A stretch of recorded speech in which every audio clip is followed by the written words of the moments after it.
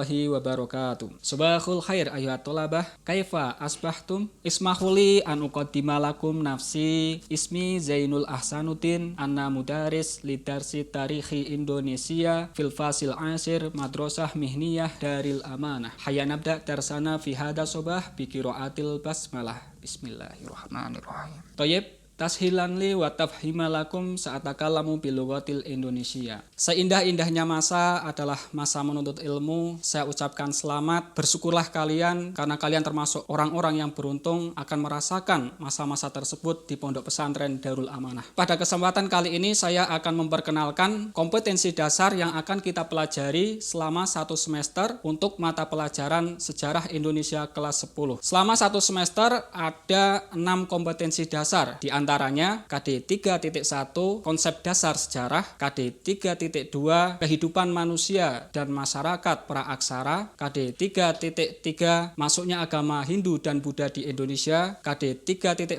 proses masuk dan berkembangnya agama Islam serta budayanya di Indonesia, KD 3.5 proses masuk serta penjajahan bangsa-bangsa Eropa di Indonesia, KD 3.6 dampak penjajahan bangsa-bangsa Eropa serta menimbulkannya lahirnya pergerakan nasional di Indonesia. Kompetensi dasar 3.1 yaitu konsep dasar sejarah, tentang apa itu sejarah, pengertian sejarah secara etimologis, pengertian sejarah menurut para tokoh, dan unsur-unsur sejarah itu sendiri. Sebelum kita mendalami ilmu sejarah dan peristiwa masa lampau, terlebih dahulu kita perlu memahami apakah sejarah itu. Secara etimologis atau asal-usul katanya, kata sejarah dalam bahasa Indonesia berasal dari bahasa Arab syajarotun yang berarti pohon. Kenapa harus pohon yang kita ambil? Ini ada filosofinya, akhi ukhti. Bentuk pohon sering dihubungkan dengan dinasti atau silsilah keluarga raja. Dahulu, bangsa kita memiliki puluhan kerajaan di berbagai wilayah. Pohon diidentikan memiliki akar, batang, cabang, hingga daun yang memiliki filosofi. Suatu peristiwa berhubungan dengan peristiwa lainnya. Kata syajarotun kemudian diserap dalam bahasa Melayu yang kemudian berubah menjadi syajarah. Karena bahasa Melayu adalah asal-muasal bahasa Indonesia sekarang. Kemudian dalam bahasa Indonesia yang baku disebut dengan sejarah. Sejarah dalam bahasa Inggris disebut history. Kata history berasal dari bahasa Yunani yaitu historia yang berarti informasi atau pencarian.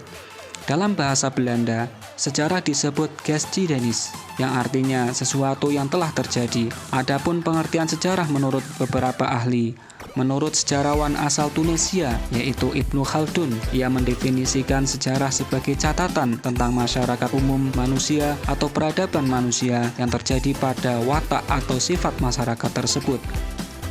Lalu menurut Aristoteles, sejarah merupakan suatu sistem yang meneliti suatu kejadian sejak awal tersusun dalam bentuk kronologi. Filsuf asal Yunani ini juga berpendapat bahwa sejarah mencakup peristiwa-peristiwa masa lalu yang mempunyai catatan-catatan, rekod-rekod atau bukti-bukti yang konkret.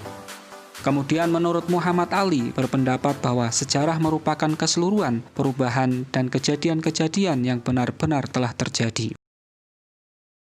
Kesimpulannya, hampir semua para tokoh mengatakan bahwa sejarah adalah ilmu pengetahuan yang mempelajari tentang berbagai peristiwa, kisah, catatan, atau kejadian penting yang terjadi dalam kehidupan manusia masa lalu. Untuk selanjutnya yaitu unsur-unsur dalam sejarah. Unsur yang pertama adalah manusia itu sendiri. Manusia sebagai subjek dalam sejarah. Berarti manusia yang membuat sejarah itu sendiri. Loh, kok bisa? Bisa, contohnya Anda bangun tidur, kemudian melakukan sebuah peristiwa, Anda catatkan beberapa tahun kemudian, berarti membuat sejarah. Beberapa hari yang akan datang, antum akan berangkat ke pondok, berarti antum membuat atau mengukir sebuah sejarah. Ada juga manusia itu sebagai objek sejarah itu sendiri. Karena apa? Para sejarawan di dalam melakukan sebuah penelitian suatu peristiwa, pasti peristiwa tersebut dilakukan oleh manusia. Kemudian unsur yang kedua dalam sejarah yaitu waktu. Waktu menjadi yang yang terpenting dalam sebuah peristiwa sejarah. Karena apa? Di dalam sebuah peristiwa sejarah kita tidak lepas dari yang namanya kronologis. Jadi dalam pembelajaran sejarah kita akan belajar tentang tahapan waktu, baik itu masa lalu, masa kini, dan masa yang akan datang. Di dalam pepatah mengatakan masa lalu adalah sejarah,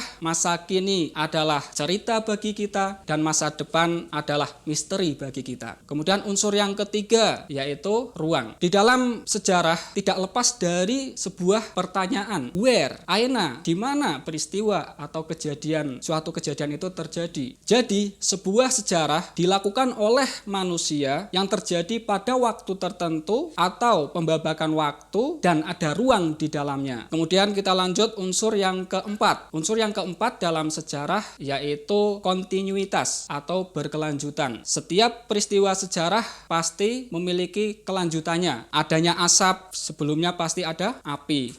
Adanya suatu peristiwa pasti diawali peristiwa selanjutnya. Tadinya seperti apa, kemudian menjadi ini, dan akhirnya seperti apa. Kemudian unsur yang kelima, baru dampaknya. Suatu peristiwa bisa dikatakan menjadi sejarah yaitu apabila menimbulkan dampak. Jadi sebuah sejarah menimbulkan dampak. Contohnya, Indonesia merdeka pada tanggal 17 Agustus tahun 1945.